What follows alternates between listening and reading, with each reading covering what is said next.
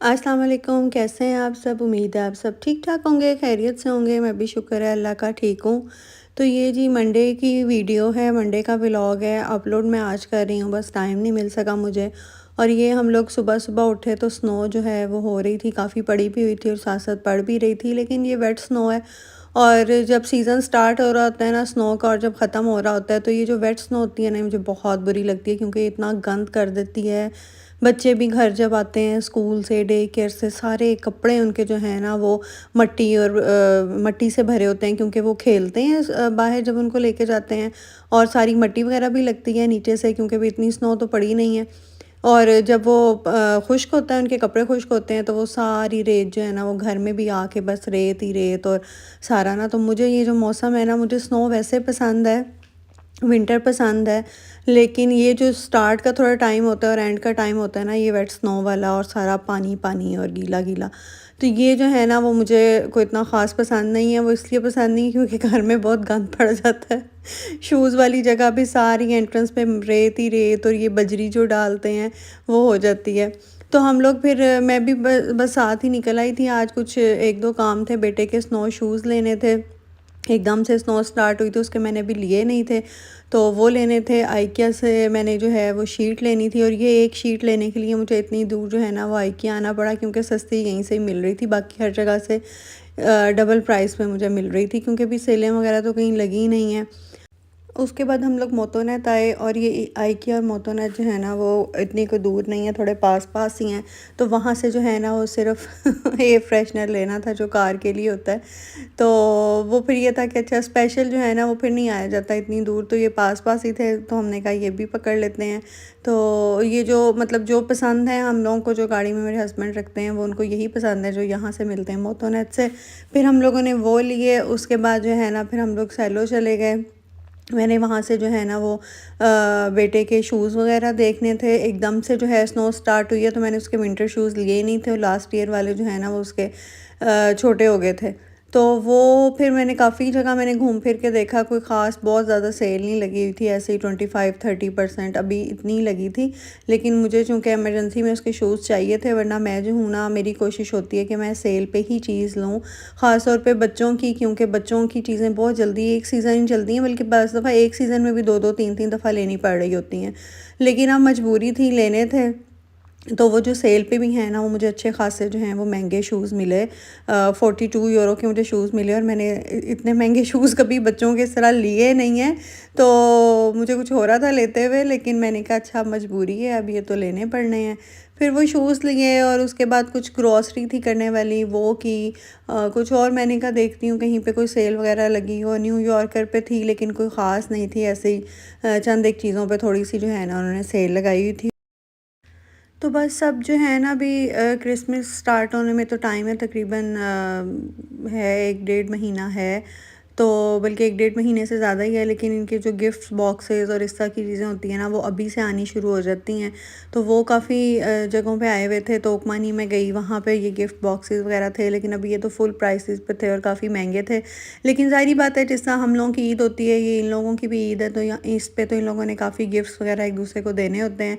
लेकिन आहिस्ता आहिस्ता जो है ना वो इन पे सेल लग जाएगी, जैसे जैसे क्रिसमस करीब आता जाएगा। और क्रिसमस के बाद तो काफ़ी ज़्यादा जो है ना ये ऑफ़ पे लगा देते हैं चीज़ें।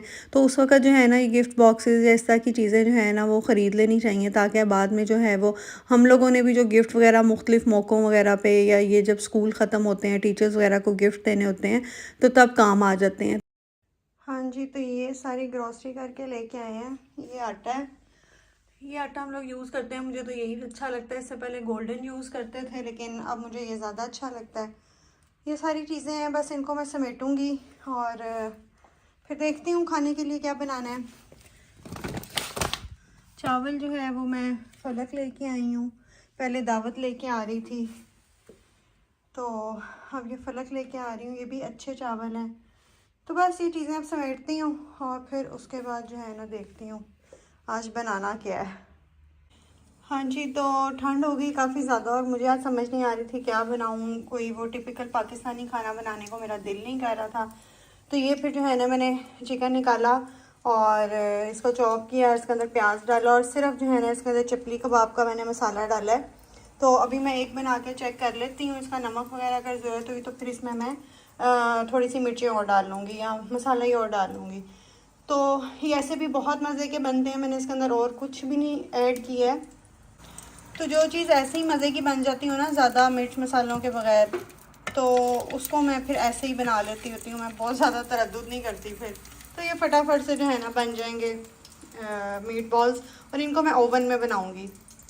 अच्छा, तो नमक इसका बिल्कुल ठीक था, बस मैं थोड़ी सी इसके अंदर जो है ना वो देगी लाल मिर्च डाली है कि थोड़ा सा इसमें जो है ना वो कलर आ जाए, वरना बिल्कुल ही वो वाइट वाइट सा लग रहा था चिकन।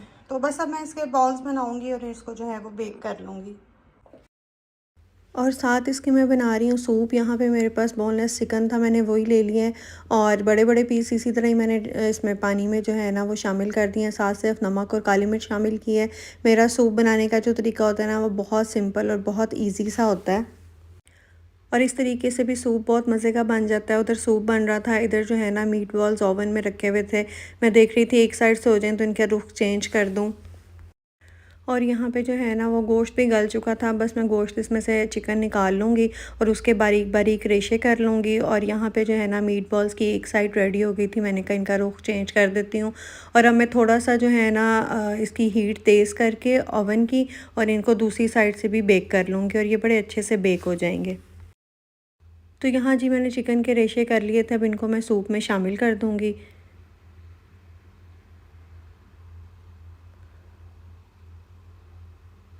उसके बाद यहाँ पे मैंने एक एग लिया था, उसको अच्छी तरह मैंने बीट कर लिया था।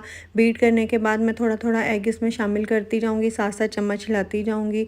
अगर मैं इसमें चम्मच नहीं हिलाऊँगी तो वो बड़े बड़े जो है ना वो एग के पीस इसमें बन जाएंगे। और हीट जो है ना वो मैंने काफ़ी आहिस्ता कर दी थी।